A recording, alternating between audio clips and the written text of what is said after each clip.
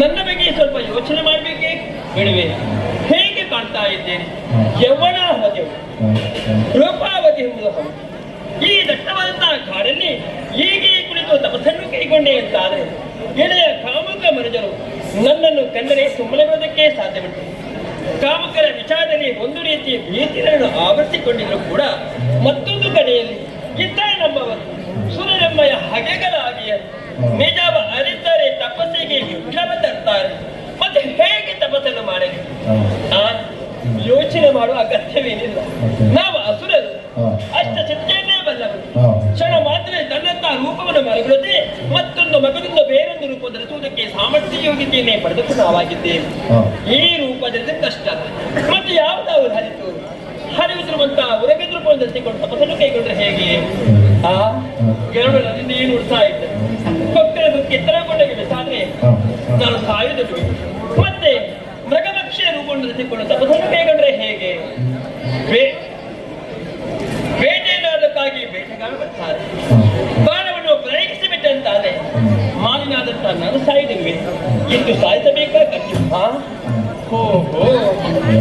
ದೂರದಲ್ಲಿ ಕಾಣ್ತಾ ಇದೆ ಮಹಿಷಿಗಳೇ ಇದ್ದು ಇತ್ತಗಳಿಗೆ ದಾಟಿಸಿ ಬರ್ತಾ ಇದೆ. ಸ್ವಚ್ಛಂದವಾಗಿ ಮೆಚ್ಚುವಂತಹ ಮಹಿಷಿ ಮತ್ತೊಬ್ಬರಿಗೆ ಬಟ್ಟಲು ಕೊಡುವುದಿಲ್ಲ. ಸಾಧು ಪ್ರಣತೆ ಹೌದು, ಮತ್ತಾಗಿ ತಡ ಮಾಡಬೇಕು.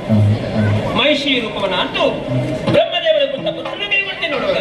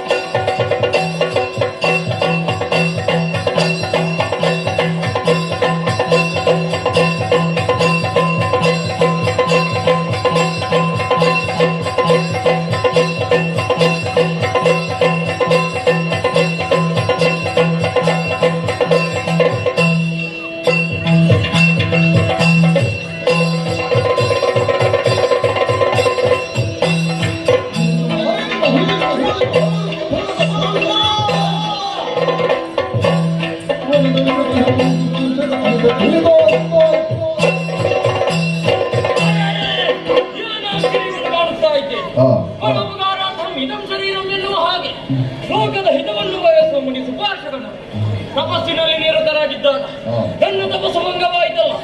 ಕಾರಣವೇನೆಂದು ದೃಷ್ಟಿಯಿಂದ ನೋಡಿದರೆ ತಿಳಿದೆ ದಿಟ್ಟಿಸದೇ ಆದಂತಹ ಮಾಲಿನಿಯು ಯೋಗ್ಯ ಪುತ್ರನನ್ನು ಪಡೆಯಬೇಕೆಂಬ ಆಸೆಯಿಂದ ಮಹಿಷಿ ರೂಪವನ್ನು ಅಂತ ತಪಸ್ಸನ್ನು ಆಚರಿಸುತ್ತಾ ಇದ್ದಾಳೆ. ಇವಳು ಮಾಡಿದ ಕೃತ್ಯ ಹೇಗಾಯ್ತು ಮತ್ತೆ?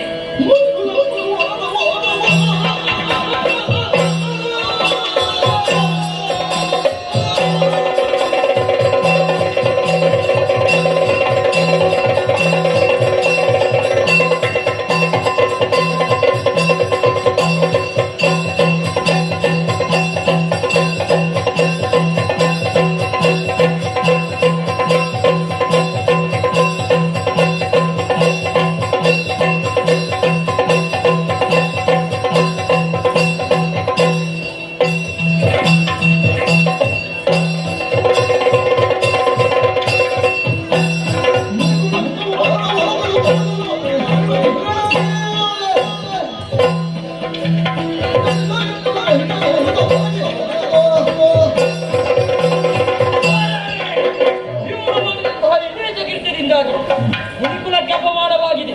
ಹಾಗಾಗಿ ಇವಳನ್ನು ಸುಮ್ಮನೆ ಬಿಡುವುದು ಸರಿಯಲ್ಲ. ಮಹಿಷಿ ರೂಪವನ್ನು ತಪಸ್ಸನ್ನು ಆಚರಿಸಲಿಕ್ಕೆ ಉದಾಹರಣದಲ್ಲಿ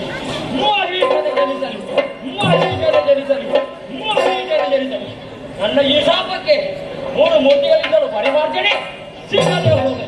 ಇದು ಮಣಿ ಸುಭಾಷಕನ ಶಾಪ. ಇನ್ನು ನನಗೆ ತಪಸ್ಸಿಗೆ ಯೋಗ್ಯವಾದ ಸ್ಥಳವಲ್ಲವಿದೆ. ಸೂಕ್ತವಾದಂತಹ ತಪೋಭೂಮಿಯನ್ನು ಅರಸುತ್ತಾ ಮುನ್ನಡೆಯುತ್ತೇನೆ.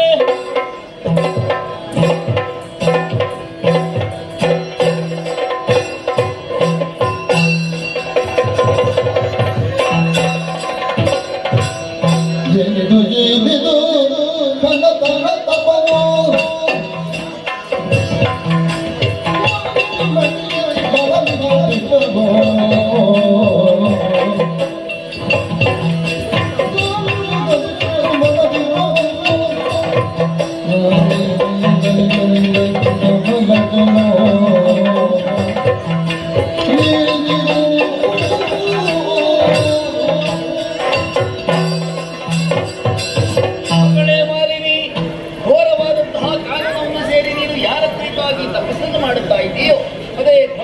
ಪ್ರತ್ಯಕ್ಷನಾಗಿದ್ದೇನೆ.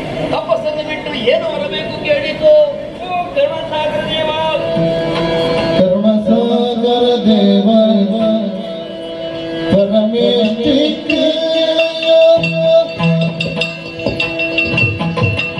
ಹರುಷದಲ್ಲಿ ಮನದಿರವ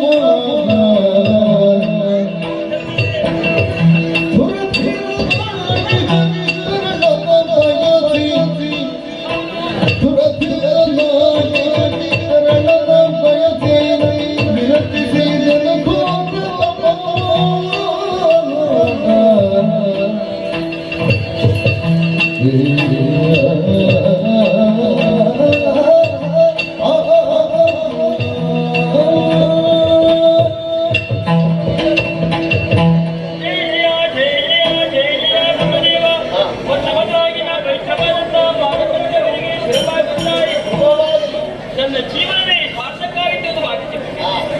ಅದೆಷ್ಟೋ ಕಾರಣವಾಗಿ ನಿನಗೆ ತಪಸ್ಸನ್ನು ಮಾಡ್ತಾ ಇದ್ದೆ.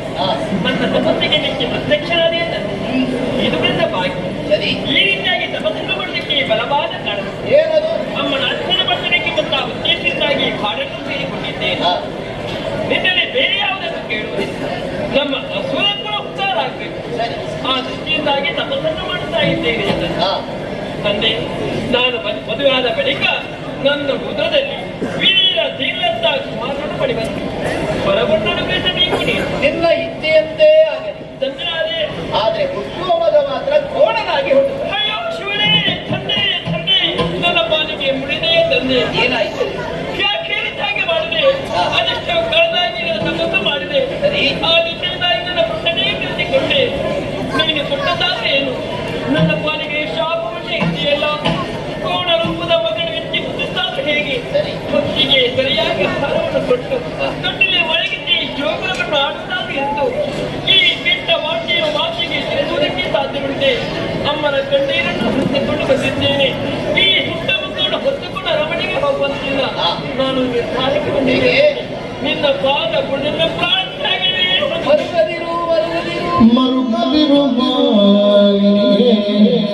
ಮರುಗದಿರು ಮುನಿವರ ನೊರೆದವ ತಪ್ಪಲರಿಯದು ತರಳ ಮಹಿಷನು ಜನಿಸಿದರು ನಿನ್ನುದರದಲ್ಲಿ ಮುಂದೆ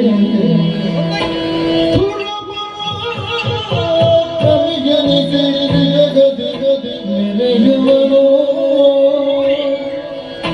ಕನಕನಕ್ಕಿಂದಲೇ ಮರೆಯ ಮಾತಲ್ಲಿನದು ಸಂತೈಸಿದ ಮಾಯ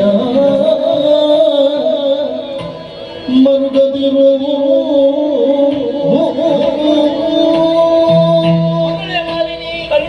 ಈ ರೀತಿ ಆಗಬೇಕು ಅಂತಾದಕ್ಕೆ ನೀನೇ ಕಾರಣರಾಗಿತ್ತು. ನಾನೇ ಕಳೆದ. ಹೌದು. ಹೇಗೆ ತಂದೆ? ಯಾವ ರೀತಿ? ನಿಜ ರೂಪವನ್ನು ಮರೆಗೊಳಿಸಿ ನೈಷ ರೂಪದಲ್ಲಿ ತಪಸ್ಸು ಮಾಡುತ್ತಿದ್ದ ಕಾರಣದಿಂದಾಗಿ ಇದೇ ಕ್ಷೇತ್ರದಲ್ಲಿ ತಪಸ್ಸು ಮಾಡುತ್ತಿದ್ದಂತಹ ಕುಮಾರಶಕುನಿಗೆ ತಪೋಭಂಗವಾಯಿತು. ಹೌದೇ? ಸಿದ್ಧಗೊಂಡಂತಹವರು ಈ ರೀತಿಯಾಗಿ ಶಾಪವನ್ನು ಕೊಟ್ಟಿದ್ದಾರೆ. ಹೇಗೆ ತಂದೆ? ನಿನ್ನ ಉದರದಲ್ಲಿ ಹುಟ್ಟುವಂತಹ ಮಗ ಮಹಿಷನಾಗಲಿ. ಋಷಿ ಶಾಪ ಯಾವತ್ತಾದ್ರೂ ಹುಸಿಯಾಗುವುದ ಕುಟ್ಟ ಹೇಳಿ ಪುಣ್ಯ ಶಾಪವೇ ಇದು. ಹೌದು. ನಿನ್ನ ಮಾತನ್ನು ಕೇಳುವಾಗ ನಗು ಬರುತ್ತಾರೆ. ಯಾಕೆ? 3 ಮೂರ್ತಿಗಳಲ್ಲಿ ನೀನೊಬ್ಬನ ತಾನೆ. ಸೃಷ್ಟಿಗೆ ಅಧಿಪತಿಯಾದಂತಹ ಬ್ರಹ್ಮ ಪ್ರತಿಯೊಂದು ಜೀವರಾಶಿಯನ್ನು ಸೃಷ್ಟಿಸುವಂತಹ ಹೊಣೆಗಾರಿಕೆ ಇದ್ದವನಿನಾಗಿ ಕೇವಲ ಮುಡಿಪುಪಟ್ಟಂತಹ ಶಾಪವನ್ನು ಬಳಿಗೆ ತಟ್ಟುವುದಕ್ಕೆ ಸಾಧ್ಯವಿಲ್ಲ. ಆ ಶಾಪವನ್ನು ಸುಳ್ಳಾಗಿಸಿ ನನ್ನನ್ನು ಉತ್ತರಿಸಬೇಕು. ತಂದೆ ಆಡಿದ ಮಾತು ಹೌದು. ಋಷಿ ಶಾಪವನ್ನು ಎಂತಾದ್ರೂ ನಮಗೆ ಬಗೆಹರಿಸಬಹುದೇನೋ, ಆದ್ರೂ ಕೂಡ ಈ ಕಾಲಕ್ಕೆ 3 ಮೂರ್ತಿಗಳಿಂದಲೂ ಪರಿಹಾರ ಸಿಗದೆ ಹೋಗ್ಲಿ ಅಂತ ಮರುಶಾಪ ಕೊಟ್ಟಿದ್ದ. ತಂದೆ ಇಷ್ಟೆಲ್ಲ ಕಷ್ಟಪಟ್ಟು ಇಷ್ಟೆಲ್ಲ ಪ್ರಯತ್ನ ಪಟ್ಟು ಎಲ್ಲ ವ್ಯರ್ಥವಾಗಿ ಹೋಯ್ತಲ್ಲ. ಅದು ಮರುಗದಿ ನಿನ್ನ ಹೊಟ್ಟೆಯಲ್ಲಿ ಹುಟ್ಟುವಂತಹ ಮಗನು ಕೋಣನಾದ್ರೂ ಜಾಣನಾಗುತ್ತಾನೆ. ಹೌದೇ? ಲೋಕವನ್ನು ಗೆಲ್ಲುವಂತಹ ಧೀರನಾಗುತ್ತಾನೆ. ಧುರ ವಿಕ್ರಮಿಯಾಗಿ ಮೆರೆಯುತ್ತಾನೆ. ನಿನಗೆ ಶುಭವಾಗಿ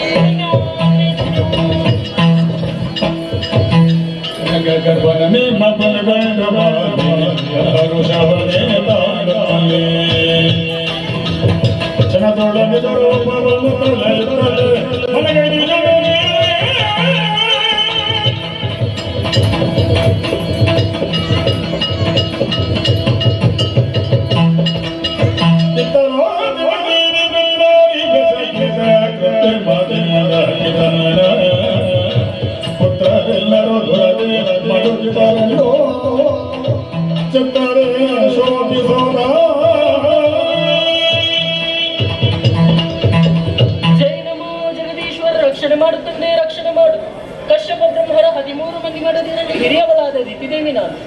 ಹುಟ್ಟಿದಾಕ್ಷಣವೇ ಸಕಲ ಜೀವರಾಶಿಗಳಿಗೂ ಆಸೆ ಎನ್ನುವುದು ಹುಟ್ಟಿಕೊಳ್ಳುವುದು ಸ್ವಾಭಾವಿಕವಂತೆ. ಅಂತೆಯೇ ನನ್ನ ಮನದಾಸೆಯನ್ನು ಈಡೇರಿಸುವಲ್ಲಿ ಮಗಳಾದ ಮಾಲಿನಿ ಘೋರವಾದ ಕಾನನವನ್ನು ಸೇರಿ ವಿಧಿಯ ಕುರಿತಾಗಿ ತಪಸ್ಸನ್ನು ಆಚರಿಸಿ 3 ಲೋಕದಲ್ಲಿ ವಿಭವಾಗಿ ಮೆರೆಯುವಂತಹ ಪುತ್ರನನ್ನೇ ವರವನ್ನಾಗಿ ಪಡೆದುಕೊಂಡು ಬಂದಿದ್ದಾಳೆ.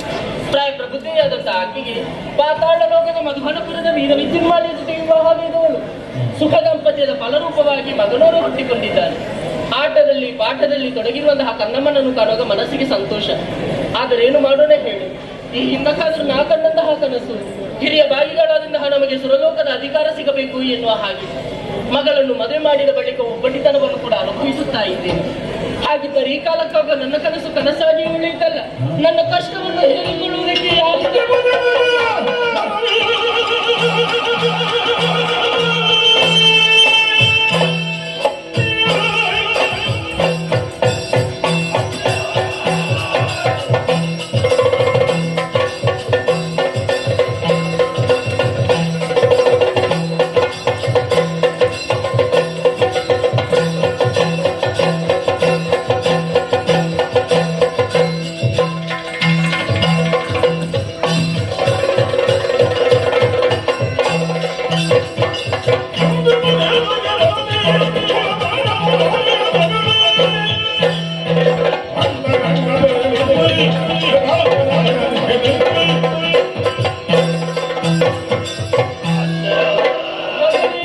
ಮೊದಲಾಗಿ ವಂದಿಸಿಕೊಂಡಿದ್ದೇನೆ. ಅತ್ತೆಯವರೇ, ನಿಮ್ಮ ಮಗಳಾದ ಮಾಲಿನಿಯನ್ನು ವಿದ್ಯುನ್ಮಾಲಿಯಾದ ನನಗೆ ಮದುವೆ ಮಾಡಿಸಿದ ನಂತರ ಯಾವತ್ತೂ ಸಂತೋಷದಲ್ಲಿದ್ದವರು ತಾವು. ಆದರೆ ಈ ಕಾಲಕ್ಕಾಗುವಾಗ ಧಾರಾಕಾರವಾಗಿ ಕಣ್ಣೀರನ್ನೇ ಸುರಿಸುತ್ತಾ ಇದ್ದೀರಿ. ನಿಮ್ಮ ಈ ಕಣ್ಣೀರಿಗೆ ಏನು ಕಾರಣ ನನ್ನಲ್ಲಿ ತಿಳಿಸಿ, ನಾನಿದ್ದೇನೆ. ವಿದ್ಯುನ್ಮಾಲಿ ಹೇಳುವುದಕ್ಕೆ ದೈತ್ಯ ಕುಲದ ಸಾಮ್ರಾಜ್ಯ, ಇರುವುದಕ್ಕೆ ನೋಡು ಶೋಣಿತಾಪುರ, ಅನುಭವಿಸುವುದಕ್ಕೆ ಸಕಲ ಸುಖ ಭೋಗ ಎಲ್ಲ ಇದ್ದು ಏನು ಪ್ರಯೋಜನ ಕಂದ? ಮನಸ್ಸಿಗೆ ನೆಮ್ಮದಿ ಇರುವುದು ಬೇಕಲ್ಲ. ಹಿರಿಯ ಭಾಗಿಗಳಾದಂತಹ ನಾವು ಸುರಲೋಕವನ್ನು ಬಯಸುವುದು ತಪ್ಪೇ ಹೇಳು. ಆ ಕಾರಣಕ್ಕಾಗಿ ಅನೇಕ ಗಂಡು ಮಕ್ಕಳನ್ನು ಕಳುಹಿಸಿಕೊಟ್ಟೆ ಎಂದಾದರೆ ಇದ್ದಾನೆಲ್ಲ ಸುರಪ್ಪ ಮೋಸದಿಂದ ನನ್ನ ಮಕ್ಕಳನ್ನೆಲ್ಲ ಕೊಂದಿದ್ದಾನೆ ಕಂದ. ಇರಲಿ ಬಿಡು, ನನ್ನ ಕಷ್ಟವನ್ನು ಹೇಳಿಕೊಳ್ಳುವುದಕ್ಕೆ ಯಾರಿದ್ದಾರೆ ಎನ್ನುವಂತಹ ಚಿಂತೆಯಲ್ಲಿರುವಂತಹ ಸಂದರ್ಭ ಒಮ್ಮೆಲೆ ಬಂದವನು ನೀನು. ಅಡೆಯನಾದರೂ ಕೂಡ ಮಗನ ರೂಪದಿ ಬಂದು ಮನದ ಇಂಗಿತವನ್ನು ಅರ್ಥೈಸಿಕೊಂಡೆಯಲ್ಲ, ಮನಸ್ಸಿಗೆ ಸಂತೋಷವಾಯಿತು. ಇಷ್ಟಕ್ಕೆ ಮುಗಿಯುವುದಿಲ್ಲ ಕಂದ. ಮಾಡಿದು ಹೋದಂತಹ ನನ್ನ ಮಕ್ಕಳ ಆತ್ಮಕ್ಕೆ ಶಾಂತಿ ಸಿಗಬೇಕು. ಅಷ್ಟೇ ಅಲ್ಲ, ನಾಲ್ಕಲೋಕ ನಮ್ಮದಾಗಬೇಕು.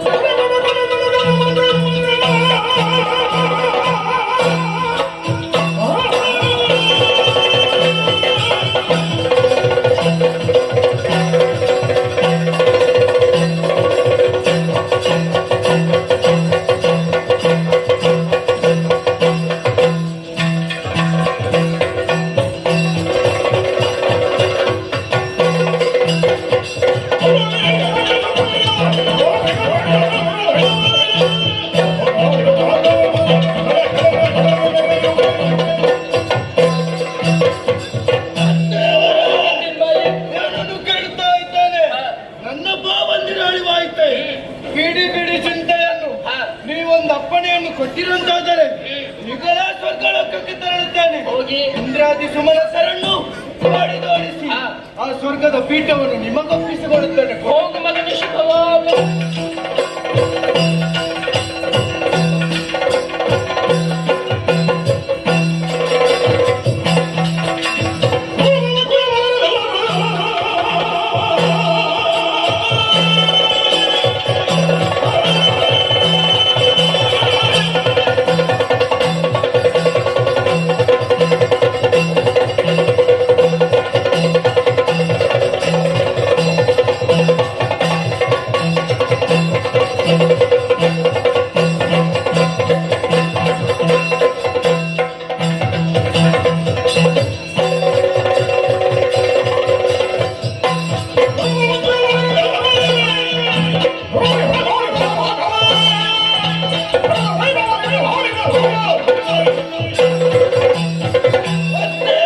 ಆಶೀರ್ವಾದವನ್ನು ಪಡೆದು ನೇರವಾಗಿ ಬಂದದ್ದು ಸ್ವರ್ಗಲೋಕಕ್ಕೆ.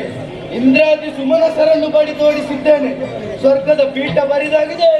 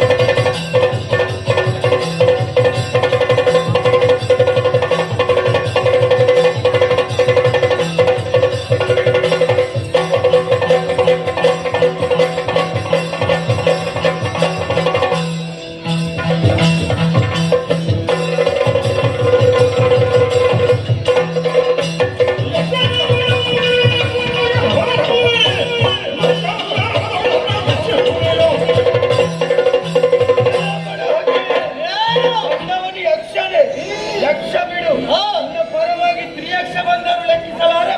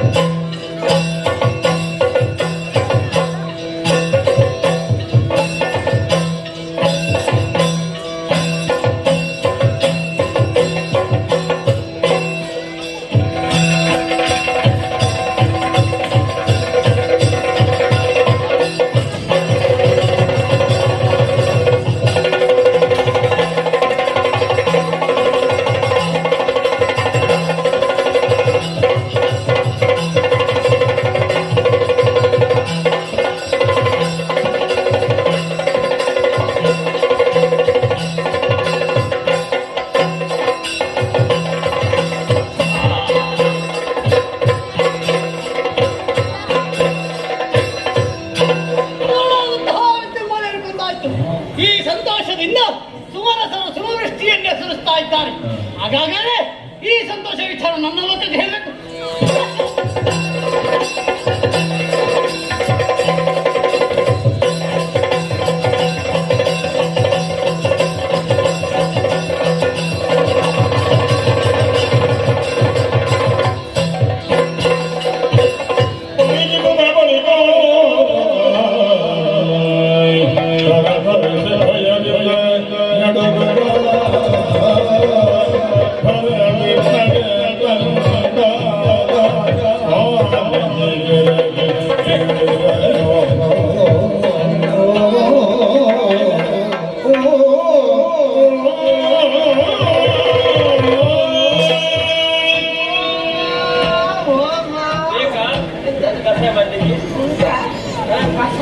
ಮತ್ತೇನು? ಓ ಅಮ್ಮ, ಯಾರಿಂದ ಗೊತ್ತಾಗಲಿಲ್ಲ? ಯಜಮಾನ ಜೊತೆಯಲ್ಲಿ ಹೌದು. ಎಲ್ಲಿಗೆ? ಅದೇ ಸುರಗಿರಿಗೆ, ದೇವಲೋಕಕ್ಕೆ. ಹೌದು, ಮೇಲೋಕಕ್ಕೆ.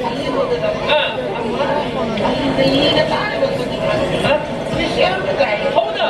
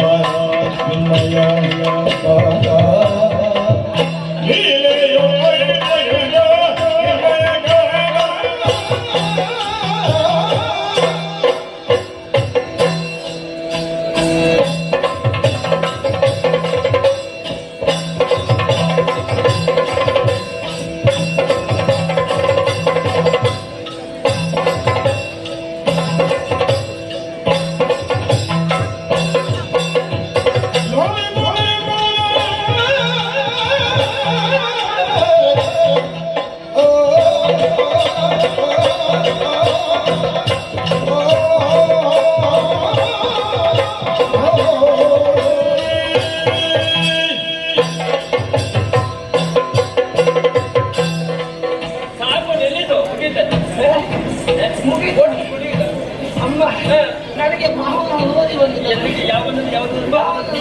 ಭಾವನಾದ ಹೌದಮ್ಮ. ಅಮ್ಮ ನಾವೆಲ್ಲರ ಮೇಲೆ ಹೋದದ್ದೇ ತಡಮ್ಮ. ಲೋಕಕ್ಕೆ ಹೋದವರು ಅಲ್ಲಿದ್ದಂತ ಹಾಟ್ಪಾಲ ಬಿಡ್ತಾರಲ್ಲ, ಅಷ್ಟಡಿಪಾಲಕ ಹೌದು, ಅವರು ಈ ಸಲ ಬರೆದು ಓಡಿಸಿ ಮುಗಿಸ್ಬೇಕಂತ ಓಡಿದ. ಮುಗಿಸ್ಬೇಕಿದ್ದವರನ್ನು ಹೌದಮ್ಮ. ನಾವು ಹೋದ ವಿಷಯ ಎಲ್ಲ ಅವರಿಗೆ ಗೊತ್ತಾಯ್ತಲ್ಲ. ಯಾರಿಗೆ? ಹಾಟ್ಪಾಲಕರಿಗೆ ದಿಕ್ಪಾಲಕರಿಗೆ ಗೊತ್ತಾಯ್ತು. ಗೊತ್ತಾಯ್ತು. ಒಬ್ಬರೊಬ್ಬರೇ ಇದ್ದದ್ದ ಹಾಗೆ ಬಂದರು. ಮೊದಲಿಗೆ ಯಾರು ಬಂದ್ರು? ಯಾವುದದು? ದೇವದಲ್ಲ. ಮೊದಲಿಗೆ ಬಂದವರು ಅಗ್ನಿ. ಹೇಗೆ ಬಂದ? ಸವಾಸರಲ್ಲಿ ಬಂದ. ಎರಡು ಕೂದಕ್ಕೆ ಮುಂದಾದರೆ ಕಡೆ ಬಂದ. ನಮ್ಮ ಮಹಾರಾಜರ ಮನೆಯಲ್ಲಿ ಬಂದು ನಿಂತಂತೆ ಹೇಳ್ತಾನ. ನಮ್ಮ ಮಹಾರಾಜರು ಎದ್ರು ಬಿಟ್ಟಿದ್ದವರು ಅಲ್ಲಿಗೆ ಸಿಕ್ಕಿ ಬಂದ. ಒಂದಷ್ಟು ಉಣೋಬ್ರೆ ಅಗ್ನಿ ಹೋಯ್ತಾ? ಎಲ್ಲಿ ಹೋಯ್ತಂತ ಗೊತ್ತಾಗ್ಲಿಲ್ಲ. ಹೋಗ್ಲಿ ಬೇಡ ಮುಂದೆ ಹೋಯ್ತಮ್ಮ. ಆಮೇಲೆ ಓಡ್ರು ಓಡ್ರು ಯಾವ್ದು ಓಡ್ರು ಬರೋಣ. ಓಡ್ರು ಅವರ ಅವಸರದಲ್ಲಿ ಬಂದ ತಾಯಿ. ಅವಳಿಗೆ ಆಟ ಏನು ನಡೀಲಿಲ್ಲ. ಅವರನ್ನು ಬಿಡ್ಲಿಕ್ಕಿಲ್ಲ. ಅವ ಕೂಡ ಎಲ್ಲಿಂದ ಓಡಿದಂತ ಗೊತ್ತಾಗ್ಲಿಲ್ಲ. ಆಮೇಲೆ ಬಂದಾಗ ಹೋಯ್ ಹೋಯ್ ಹೋಯ್ ವಾಯು ವಾಯು ಅವ್ರು ಬಂದ ಗೊತ್ತಾದ್ರೆ ನಿಂಗೆ? ಅಪ್ಪ ಅವ್ರು ಬಂದು ಅವರಿಗೆ ನಮ್ಮ ಮಹಾರಾಜರ ವಿಷಯ ಗೊತ್ತೇ ಆಗಲಿಲ್ಲ ತಾಯಿ. ಹೌದಾ? ನಾನು ಅಲ್ಲಿ ಹತ್ತಿರದಲ್ಲಿ ಇದ್ದೆಲ್ಲ ತಾಯಿ. ನನಗೆ ಗೊತ್ತಾಯ್ತು. ನಿಂಗೆ ಗೊತ್ತಾಯ್ತು? ತಾಯಿಗೆ ವಾಯು ಬರುವ ಲಕ್ಷಣ ಉಂಟು. ರಾಯನಿಗಿಲ್ಲ ಮತ್ತೆ ಅಲ್ಲಿಂದ ಎದ್ದು ಜನದ ಕಾಲದ ಮೇಲೆ ಎತ್ತಿದ್ದು ಹೌದಾ? ಇಲ್ಲದಿಂದ ಬಂದ ವಾಯು ಸುತ್ತಿಲ್ಲದೆ ಬೆಳಗ್ಗೆ ಹೋಯ್ದ. ಸರಿ ಹೋಗ್ಲಿ. ಹೋಗ್ಲಿ. ಮತ್ತೆ ಬಂದ್ರು ಆಮೇಲೆ ಕುಬೇರಿ ಬಂತಲ್ಲ. ಯಾರು? ಕುಬೇರಿ ಕುಬೇರ. ಅವ ಬಂದ. ಅವೆಷ್ಟಾದ್ರೂ ಬಂದ ಕೆಲವು ಹೌದೌದು. ಅವರಿಗೆ ಸೇರಿದ. ಆಮೇಲೆ ನಮ್ಮನ್ನ ಯಾವ್ದು? ಯಮ ಯಮ ಧರ್ಮರಾಯ ಹೀಗೆ ಬಂದವನು ಪ್ರಮಾದದಲ್ಲಿ ಬಂದಾಗ್ತಾರೆ. ಕೋಟದ ಮೇಲೆ ಏರಿಕೊಂಡು ಪಾಯಸವನ್ನು ಪಾಯಸ ಆಶಯದ ಬುದ್ಧಿಗಾಗಬೇಕಿತ್ತು. ಮತ್ತೆ ಹೌದಾ? ಹೌದಮ್ಮ. ಬಂದಾಗ ನನಗೆ ಸಿಟ್ಟು ಬಂತು. ಅಲ್ಲ ಕಾಪಿ ಟೀ ಮಗನೇ, ಕಾಪಿ ಟೀ ಮಗನೇ, ಕಬಡ್ಡಿ ಮಗನೇ. ಈಗ ಸ್ವಂತಕ್ಕೆ ಮತ್ತೆ ಮೆಟ್ಟಿಗೆ ಸಿಕ್ಕಿದೆ. ಮೊನ್ನೆ ಮೊನ್ನೆ ನಾನು ಅಕ್ಕಿ ನಾವು ತಗೊಂಡಿದ್ದಾನೆ. ಹೌದಾ? ಒಂದೇ ಕೊಟ್ಟನಮ್ಮ. ಎಷ್ಟಾಯ್ತು ಅಲ್ಲಿಗೆ ಕಾಯ? ದೊಡ್ಡ ಪ್ರಾಯವಾ? ಇನ್ನು ಒಂದು ವರ್ಷಕ್ಕೆ ಪೂರ್ತಿ ಮಾಡ್ತಿದ್ದಲ್ಲ. ಓ, ಅದಕ್ಕೆ ನಿಮಗೆ ಸಿಟ್ಟು ಬಂದಿದೆ. ಅಮ್ಮ ಒಂದು ಕೊಟ್ಟ ಬಿಟ್ಟಲ್ಲಿ ಅಮ್ಮ ಮೇಲಿಂದ ಯಮ ಗದ್ದೆಗೆ ಕೋಣಂತೆಗೆ ಹೌದಾ? ಓಡಿದ್ದರು. ಇನ್ನು ಯಾರು ಬರ್ಲಿಕ್ಕಿಲ್ಲ? ಯಾರು ಬರ್ಲಿಕ್ಕಿಲ್ಲ. ಬಹಳ ಸಂತೋಷದಲ್ಲಿ ಇದ್ದಲ್ಲಮ್ಮ. ಆಮೇಲೆ ನಮ್ಮ ಮಹಾರಾಜರು ಹುಡುಗಿಗೆ ಪ್ರಾರಂಭ ಮಾಡಿದ್ದಲ್ಲ. ಇಲ್ಲಿ ಎಲ್ಲಿಟ್ಟ? ಇಲ್ಲಿ ಎಲ್ಲಿಟ್ಟು? ಯಾವುದು? ಇಲ್ಲಿ ಎಲ್ಲಿಟ್ಟು? ಬೀಜ ಬೀಜ ಏರುವುದಕ್ಕೆ ಏರುವುದಕ್ಕೆ. ನಿವಾಸನೆಯಲ್ಲಿ ಉಂಟು. ಸಿಕ್ಕಿದ್ದವರಿಗೆ ಸಿಕ್ಕಿತ್ತು. ನಮ್ಮ ಮಹಾರಾಜರಲ್ಲಿ ಏರಿಟ್ಟು ಎದ್ದೇ ತಡ ಬಂದ್ರಲ್ಲಮ್ಮ. ಯಾರು? ಎಷ್ಟು ಜನ ಆಪ್ಸಿರೆಯವರು, ಯಾರು? ಆಪ್ಸಿರೆಯವರು, ಅಪ್ಸನಾ ಕನ್ಯೆಯರು, ನಟ್ಟೆವರು, ದರ್ಶನದವರು. ಮಕ್ಕಳವರು, ಯಾರ ಹೆಸರು? ದಮ್ಮೆ, ದಮ್ಮೆ, ಊದುಬತ್ತಿ, ತುಳಸಿ, ಮೇಣದ ಬತ್ತಿ, ಮೇಣಕ್ಕೆ, ಮಂಜಾನ ದೋಸೆ, ಮಂಜಾನ ದೋಸೆ ಎಲ್ಲ ಬಂದ್ರಮ್ಮ. ಬಂದದ್ದೇ ತಡ. ಅಭ್ಯಾಸ ಮಾಡಿಕೊಂಡೆ ನೀನು? ಹೌದಾ? ಒಂದು ಬೇಡ ಇದು ಮುಗಿಲಿಕ್ಕಿಲ್ಲ. ಆಯ್ತಮ್ಮ. ಅಷ್ಟೊತ್ತಿಗೆ ಆಗುವಾಗ ಮಹಾರಾಜ ಹಾಗೆ ಬಿಟ್ಟಿಲ್ಲ. ಮೊದಲಾಗಿ ಕೈಯಲ್ಲೇ ಬಂತು. ಹೌದಾ? ತುಂಬಿಸಿ ಬಿಡ್ಲಿಕ್ಕಿಲ್ಲ. ಬಾಚಿ ಬಾಚಿ ಕೊಟ್ಟಾರು. ಬಾಚು ಬಾಚು ಬಾಚು ಯಾರು ಬಾಚಿ ಕೊಟ್ಟಾರು? ಚೀರು ಕೊಟ್ಟ. ಅಷ್ಟೊತ್ತಿಗೆ ಆಗುವಾಗ ನಮ್ಮ ಮಹಾರಾಜರು ಪುನಃ ಸ್ವಲ್ಪ ವಿಶ್ರಾಂತಿಗಾಗಿ ಅಲ್ಲಿ ಮೇಲೆ ಏನಿಸುತ್ತಾಯಿ ಪೀಠವನ್ನೇನಿದ್ರು? ಅಷ್ಟೊತ್ತಿಗೆ ಆಗುವಾಗ ಬಂದಲ್ಲ ಅಲ್ಲಿ ಹಾರಾಡಿಕೊಂಡು ಹೊರಗಿಂದ ಬಂದವರು ಅಲ್ಲಲ್ಲ ಅಲ್ಲಿಂದ ಬಂದ ಹಾರಿಕೊಂಡು ಬಂದವರು. ರಿಕ್ಷಾ ರಿಕ್ಷಾ ರಿಕ್ಷಾ ಬಂತು ರಿಕ್ಷಾ ಹೋಗಿದ್ರೆ ಬಹುಶಃ ಯಕ್ಷರಾಜ ಬಿಂಗರಾಗ್ತಿರ್ಬೇಕು. ಬಂದಿದ್ದಾಯಿ. ಹೌದಾ? ಅವರು ಕ್ರಮ ಬಹಳ ಒಳ್ಳೆದಿದ್ದಾರೆ. ಬರುವಾಗ ಅಂದಾಜಿಯಲ್ಲೇ ಬಂದಿದ್ದಾರೆ. ಇದಕ್ಕೆ ಬಿಡಿಸಿ ಬಿಡಿಸಿಕೊಂಡೇ ಬಂದಿದ್ದಾರೆ ತಾಯಿ. ಹತ್ತಿರ ಹತ್ತಿರ ಬಂದಮ್ಮ. ದೂರದಿಂದಲೇ ನಮ್ಮ ಮಹಾರಾಜರು ನೋಡಿದ. ಮಾಡಿದ್ದವರೇ ದಾರಿಸಲು ಬಂದವರು. ಬಡವರಿಗೆ ತಾವು ಬದುಕಿದ್ದ ಬೇಗ ಮಾಡಿಕೊಂಡು ಯಾಕಮ್ಮ ಸಿಟ್ಟು ಬರೋದು? ಸಿಟ್ಟು ಬಂದು ಈ ಪದ್ಯಾರಿಗೆ ಸರಿ ಹೊಡೆದಿದ್ದು ನೀವು ಕೋಪಡೆ ಅಮ್ಮ ಕೋಪಡೆ ಬಂದಿದ್ದೀರ. ಅಮ್ಮ. ನಿಮಗೆ ನಾನು ಕನಸನ್ನು ಮಾಡಿದಲ್ಲ ತಾಯಿ. ಮತ್ತೆ ಬಂದವ ನಮ್ಮ ಮಹಾರಾಜರಿಗೆ ಕನಸನ್ನೇ ಮಾಡಿದಲ್ಲ. ಅವರಿಗೆ ಬಿಡ್ಲಿಕ್ಕಿಲ್ಲ. ಮತ್ತೆ ನನ್ನ ಗಂಡ ಈಗ ನೀನು ಏನು ಹೇಳಿದ್ರೆ ಈಗ ಆಗಲಿಕ್ಕೆ ಇಲ್ಲ ಅಂತ ಹೇಳಿ. ತಲೆಯೆಲ್ಲ ಬನ್ನೋರು ಸಿಕ್ಕುವಂತ ಗೊತ್ತಿಲ್ಲ ತಾಯಿ. ಬಿಡಿಸಿದರೆ ಕೆದಪ್ಪದ್ದೆ ಶಿವನೇ ಶಂಭುಲಿಂಗ ರಾಯರಿಗೆ ಏನಾಯ್ತು? ಏನಾಗಿಲ್ಲ. ಆಗ್ಲಿಕ್ಕಿಲ್ಲ.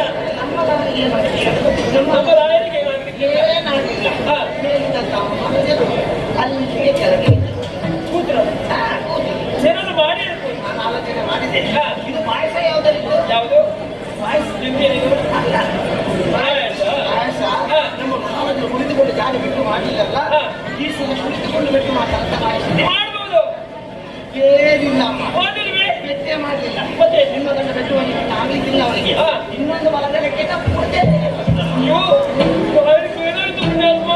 ಹಾಗೆಲ್ಲ ಇಲ್ವಾ? ಆಗಿಲ್ಲ ಹಾ.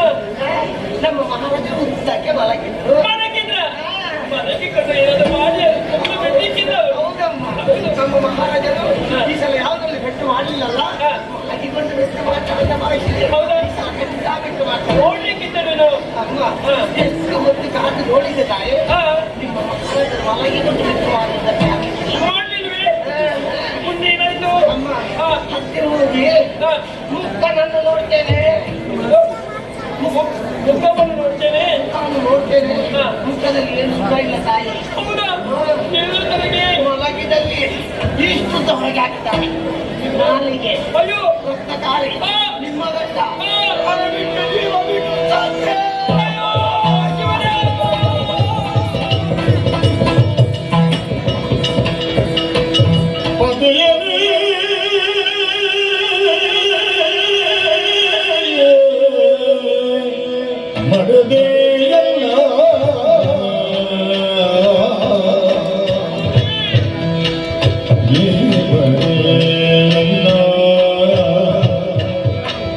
ಜತೆ ಜಗಲು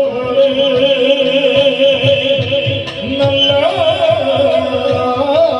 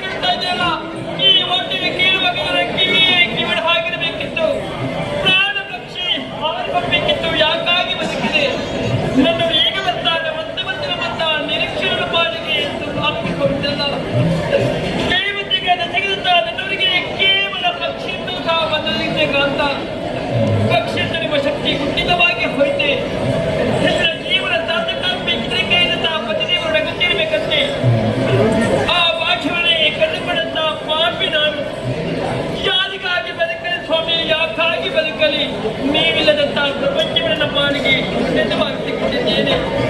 ನಿಮ್ಮ ನಗಲಿ ಒಂದು ಕ್ಷಣ ಬದುಕುವುದಕ್ಕೆ ಸಾಧ್ಯವಿಲ್ಲ ಸ್ವಾಮಿ. ನಾನು ಸಾಯ್ತೇನೆ. ಸುಮ್ಮನೆ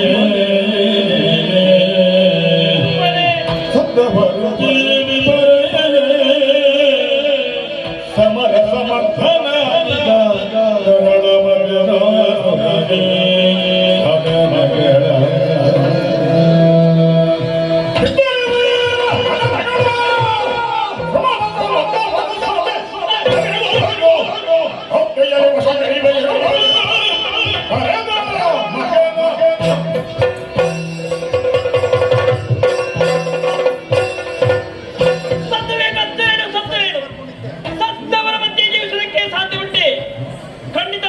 ಸಾಧ್ಯವಿಲ್ಲ.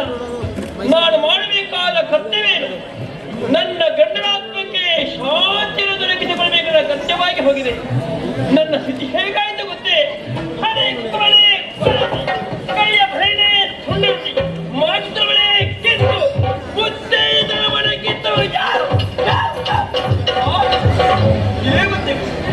ಎತ್ತದಲ್ಲಿ ಕೂತು ಕೈ ಪಟ್ಟಣಕ್ಕೂ ಸಾಯಿಲ್ಲ. ಇದು ನಿಮ್ಮ ಕೊನೆಯನೆಂದು ಭಾವಿಸಿರಿ. ನನ್ನ ಕಣ್ಣಲ್ಲಿ ನೀರಿನ ಬರುತ್ತಿದ್ದೀರಿ. ನಿಮ್ಮ ಕಣ್ಣಲ್ಲಿ ಸತ್ಯವಂತನೇ ರಕ್ಷಣೆ ಬರುತ್ತೇನೆ. ನನ್ನ ಕಣ್ಣೀರ ಕಥೆಯನ್ನು ಯಾರಿಗೆ ಆದಿತ್ಯವರೇ